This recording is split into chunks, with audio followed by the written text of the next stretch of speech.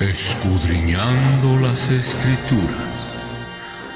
A continuación pasaremos un momento en la presencia de nuestro Dios, escudriñando las Escrituras, en compañía de nuestro hermano Salvador. Que el Señor te bendiga.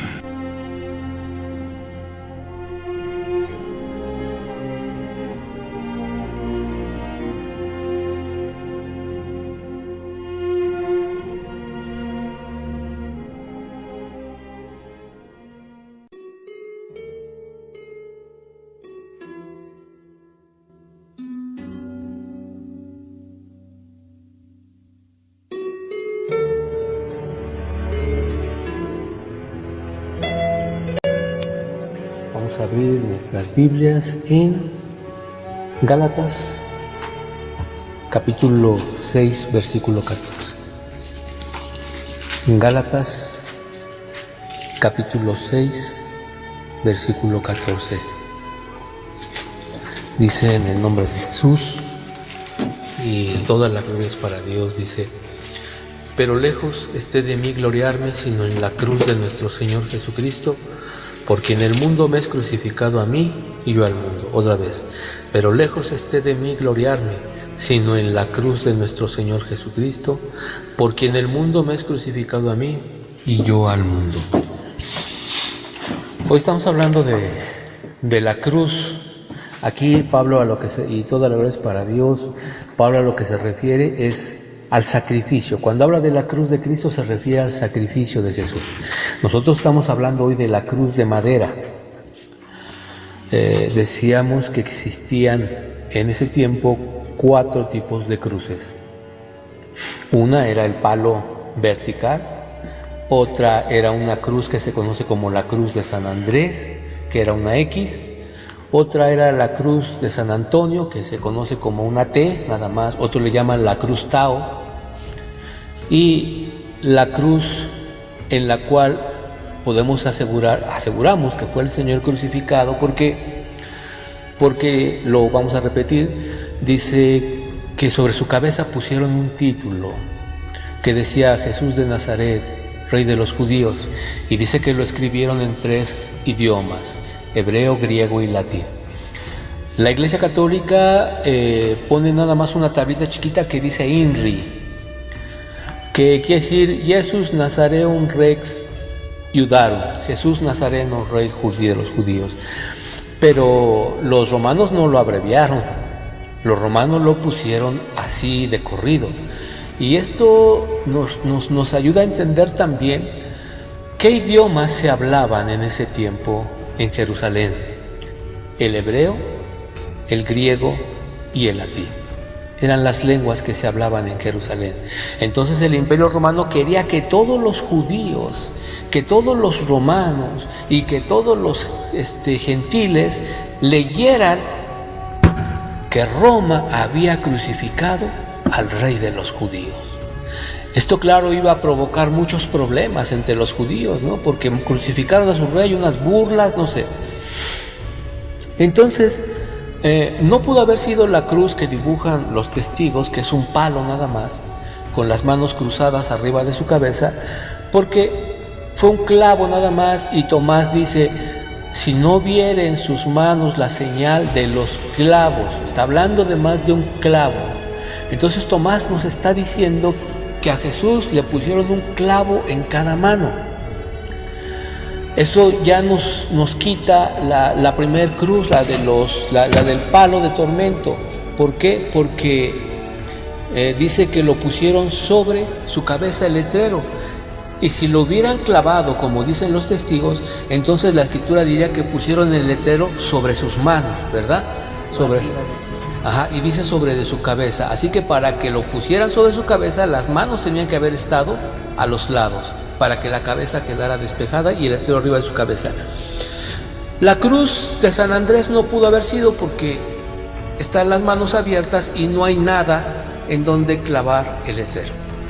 La cruz de San Antonio o la cruz de T, yo creo que sí murió así con las manos. La cruz de T tampoco pudo haber sido porque no había dónde poner el letrero.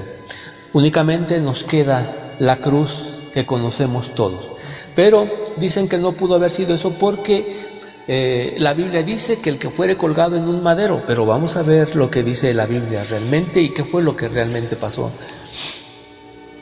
Y cuando el Señor Jesús sale delante de Pilatos, lo que él cargaba era un palo nada más. Ese palo, cuando llegaban al lugar de la crucifixión, lo clavaban a un palo que ya estaba ahí clavado y se formaba esa cruz de la que estamos hablando. Y aunque cabe la posibilidad de que la cruz de Cristo hubiera sido una cruz especial para ese momento, les voy a decir por qué. Porque Pilatos precisamente tenía ya en mente poner el letrero en la parte de arriba, ¿me entienden?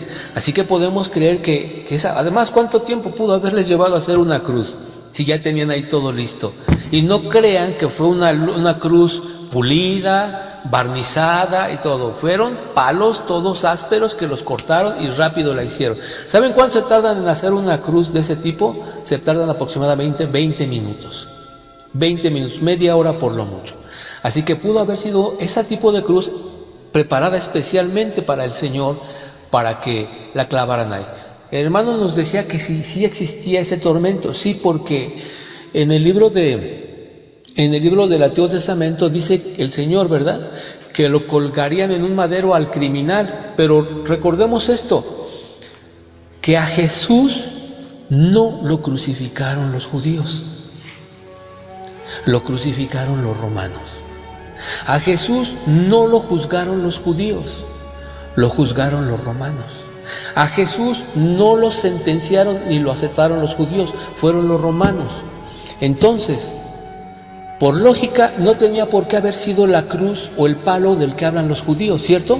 Sino el que los romanos habían escogido para ese tormento. Otra, al Señor lo mandan a azotar. Nos han dicho la tradición que fueron 40 azotes, pero eso es lo que dice la ley de Moisés, 40 menos 1, o sea 39, no dice 40, dice 39. Y la tradición nos dice que al Señor lo azotaron 40 veces, pero volvemos a lo mismo. Los romanos, escuchen bien, los romanos, hasta donde yo leí una vez, no daban más de 15 azotes. No daban más de 15 azotes. ¿Por qué? Porque el fuete, como lo hemos platicado, tenía 7 brazos. A la hora de que pegaban, no era un fuetazo, eran 7. ¿Sí? Entonces, si multiplicamos 7 por 15, son 105 azotes. 105 azotes. Así que no fueron 40. Y finalmente, cuando al Señor lo juzgan, es juzgado bajo la ley romana, no bajo la ley judía. ¿Dónde aparece esa historia de que la Iglesia Católica es la que inventó el cristianismo? Pues eso lo ha inventado la gente que está llena de odio hacia la Iglesia Católica por todos los crímenes que ha cometido. Están llenas de odio hacia la Iglesia Católica y después quieren embarrarle eso a Jesús. Toda la gente que ha sido asesinada por la Iglesia Católica ha sido en el nombre de la Iglesia Católica, ha sido en el nombre de Dios, pero Dios no los mandó. Ha sido gente asesina, criminal. Sin embargo, la gente le achaca eso a Dios. Es gente que odia a la Iglesia Católica y por lo tanto su única forma de atacarla es atacando la Biblia, ¿sí? Bueno, ya vimos lo que es la cruz, cómo crucificaron al Señor, que no fue juzgado bajo la ley romana, que no fue juzgado bajo la ley judía, que no fue clavado de acuerdo a la ley judía, sino a la ley romana, que no fue azotado de acuerdo a la ley judía, sino a la ley romana. Ya vimos cómo fue la cruz del Señor.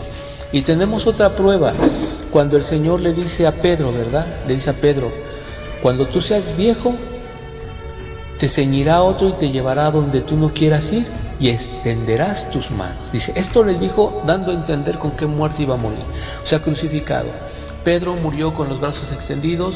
Quiere decir entonces que en el tiempo del Señor Jesucristo, porque muchos dicen que no, en el tiempo del Señor Jesucristo ya existía esa crucifixión. ¿Sí me entienden? ya existía esa crucifixión, porque el Señor Jesucristo muere en el año 33 y Pedro en el año 70, pero ya existía esa cruz. Así que eso es lo que el mensaje de hoy es lo que era realmente la cruz, lo que fue realmente el castigo del Señor Jesucristo. Pero como el Señor nunca nos deja sin mensaje, aquí dice el apóstol, dice, pero lejos esté de mí gloriarme. Porque sabemos que mucha gente se gloria porque predica bonito, porque tiene bonita voz, porque ora mucho, porque a lo mejor ha traído varias almas a la congregación, pero dice Pablo, no, lejos esté de mí, no, que ni se me ocurra gloriarme en esas cosas. Dice, yo me gloriaré en la cruz de nuestro Señor. ¿A qué se refiere el apóstol? Y toda la gloria es para Dios. Es decir, yo me gloriaré.